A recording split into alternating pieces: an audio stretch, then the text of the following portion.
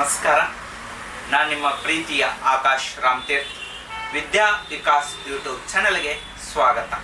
ಇವತ್ತಿನ ವಿಷಯ ಕಾಂಗ್ರೆಸ್ ಸರ್ಕಾರ ತಂದಿರುವಂತಹ 5 ಗ್ಯಾರಂಟಿ ಯೋಜನೆಗಳಲ್ಲಿಯೇ ಒಂದಾದ ಯುವ ನಿಧಿಯ ಬಗ್ಗೆ ಮಾಹಿತಿಯನ್ನು ನೀಡುತ್ತೇನೆ. ಯಾರೆಲ್ಲ ನಮ್ಮ ವಿಡಿಯೋ ನೋಡುತ್ತಿದ್ದೀರಾ, ಸಂಪೂರ್ಣ ವಿಡಿಯೋ ನೋಡಿ. ಮಧ್ಯದಲ್ಲಿ ನೀವು ಸ್ಕಿಪ್ ಮಾಡಿದರೆ ಸಂಪೂರ್ಣ ಮಾಹಿತಿ ಸಿಗೋದಿಲ್ಲ.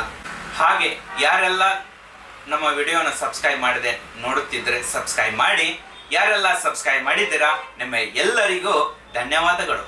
ಈಗ ವಿಡಿಯೋ ಸ್ಟಾರ್ಟ್ ಮಾಡೋಣ. ಯುವ ನಿಧಿ ಅಂದರೆ ರಾಜ್ಯದ ಪದವೀಧರ ನಿರುದ್ಯೋಗಿಗಳಿಗೆ ನೀಡುವಂತಹ ಭತ್ಯೆ. ಯಾರು ಅರ್ಹರು ಈ ಯೋಜನೆಗೆ? 2022-23ನೇ ಸಾಲಿನಲ್ಲಿ ಪದವಿ ಅಥವಾ ಡಿಪ್ಲೊಮಾ ಪದವಿಯನ್ನ ಪಡೆದು 6 ತಿಂಗಳ ಕಾಲ ಯಾವುದೇ ಉದ್ಯೋಗ ಸಿಗದಿದ್ದರೆ ಅಂತಹ ಅಭ್ಯರ್ಥಿಗಳು ಮಾತ್ರ ಅರ್ಹತೆ ಇದೆ.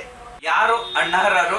ಖಾಸಗಿ ಮತ್ತು ಸರ್ಕಾರೇತರ ಕ್ಷೇತ್ರಗಳಲ್ಲಿ ಉದ್ಯೋಗ ಪಡೆದ ಅಭ್ಯರ್ಥಿಗಳು ಅನರ್ಹರು. ಯಾವ ವಿದ್ಯಾರ್ಥಿಗಳಿಗೆ ಎಷ್ಟು ಹಣ ಸಿಗಲಿದೆ ಪ್ರತಿ ತಿಂಗಳಾನು? ಪದವೀಧರರಿಗೆ, ಪದವಿ ಪಡೆದಿರುವವರಿಗೆ 3,000 ರೂಪಾಯಿ ಮತ್ತು ಡಿಪ್ಲೊಮಾ ಹೊಂದಿದವರಿಗೆ 1,500 ರೂಗಳು ಸಿಗಲಿದೆ. ಈ ಅರ್ಜಿಗಳನ್ನ ಎಲ್ಲಿ ಸಲ್ಲಿಸಬೇಕು, ಹೇಗೆ ಸಲ್ಲಿಸಬೇಕು ಅನ್ನುವಂತಹ ಕುತೂಹಲ ಇದೆ.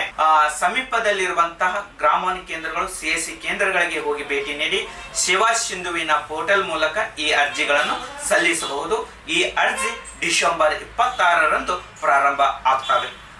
ಈ ಯೋಜನೆಗೆ ಬೇಕಾದಂತ ದಾಖಲಾತಿಗಳು ಏನು ಮತ್ತು ಹೇಗೆ ಸಲ್ಲಿಸಬೇಕು ಅನ್ನೋದನ್ನ ಮುಂದಿನ ವಿಡಿಯೋದಲ್ಲಿ ನೋಡೋಣ. ಯಾರೆಲ್ಲ ಇನ್ನೂ ನಮ್ಮ ಯೂಟ್ಯೂಬ್ ಚಾನೆಲ್ಗೆ ಸಬ್ಸ್ಕ್ರೈಬ್ ಆಗಿಲ್ಲ, ವಿದ್ಯಾ ವಿಕಾಸ ಯೂಟ್ಯೂಬ್ ಚಾನೆಲ್ಗೆ ಯಾರೆಲ್ಲ ಸಬ್ಸ್ಕ್ರೈಬ್ ಆಗಿದ್ದೀರಿ ಅವರಿಗೆಲ್ಲ ಧನ್ಯವಾದಗಳು. ಕಾಮೆಂಟ್ ಮಾಡಿ, ಲೈಕ್ ಮಾಡಿ, ಶೇರ್ ಮಾಡಿ. ನಮಸ್ಕಾರ.